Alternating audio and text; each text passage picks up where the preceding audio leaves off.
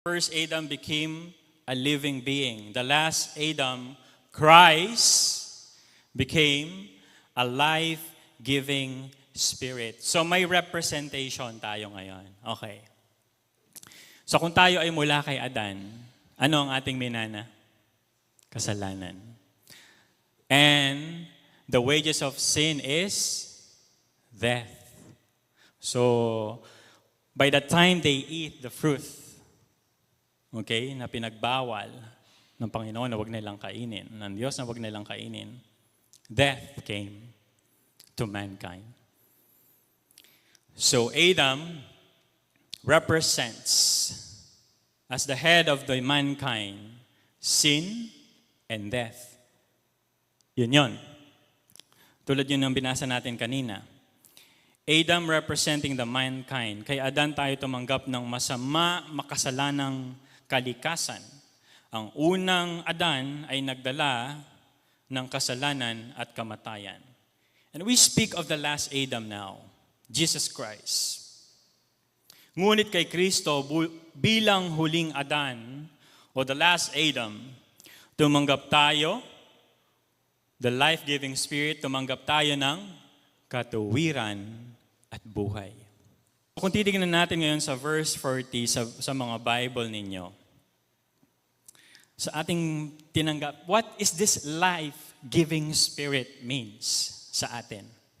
Okay? Sa verse 40, may mga katawang panlangit. Mayroon namang katawang panlupa. Pakatandaan nyo to, youth, ha? Iba ang katawang panlangit sa katawang panlupa. Hindi din ang tang sunblock ngayon or lotion. Ganon din ba sa langit? Yung katawan natin para mapababa yung sugar natin, kailangan pa ba ng insulin doon? Yung blood pressure natin, kailangan pa ba ng losartan doon? O ng amlodipine?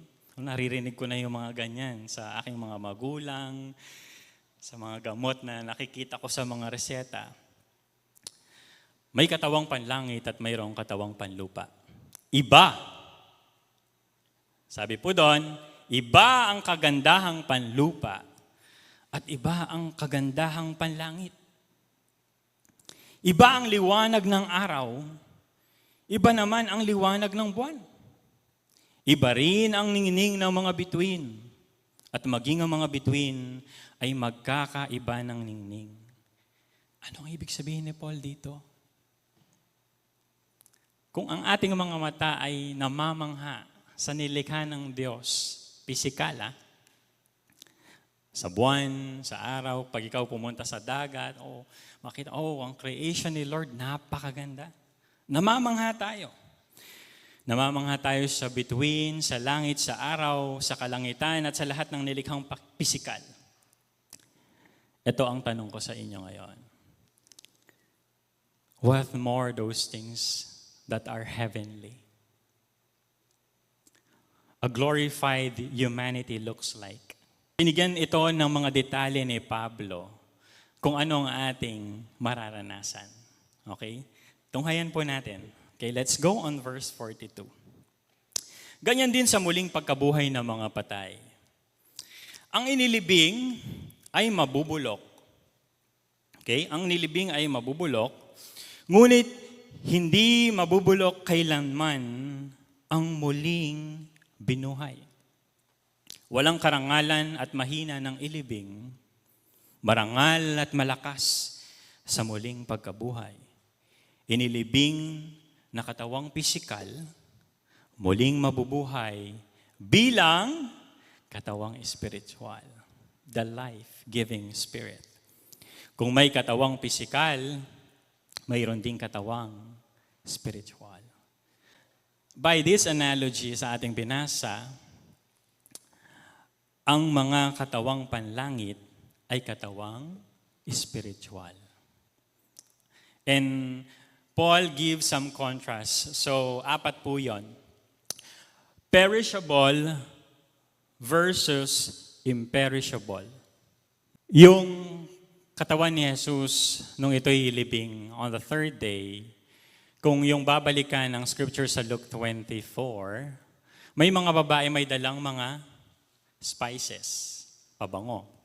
Because what? Ang bangkay ni Jesus would start to experience decay. Bangkay na yun eh. It starts to perish. Perishable versus imperishable. When the glorified body of Jesus came out of that tomb, hindi makapaniwala ang mga disipulo niya. Sabi niya, hawakan niyo, tignan niyo. The marks of the nails sa kanyang kamay, sa kanyang paa. Imperishable from being perishable. That's one. Dishonor versus glory. Ang buhay ni Jesus nag-start sa pagkasilang niya sa sabsaban. Humiliation ang tawag doon. Actually, there's a Reformed doctrine na humiliation to what? To glory. Okay?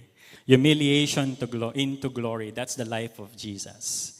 And here we see how the body of Jesus, talagang sinabi pa doon, is, anong pinaggagawa? We know, basahin na natin ang scripture, what happens to the body of Christ. Hinubaran siya, pinagsusugat, nilagay sa kanyang ulo, tinarak yung kanyang tagiliran, dishonor. But what came out of that tomb? Actually, what came out of that tomb is a glorified humanity. Weakness versus power. Ang katawan natin, mahinang-mahina. Ano po? Without the medications, minsan kailangan na nating i-maintain ang mga matataas. Kailangang pababain. No? At yung mga mabababa naman, kailangang pataasin. Ang kahinaan ng ating katawan dumidepende sa gamot. Kahinaan ng ating katawan dumidepende sa mga bagay na ating pinapasok dito. But the weakness that we are experiencing right now will be changed in power. Ang mahinang katawan ni Jesus na namatay, inilibing, came out from that tomb with power.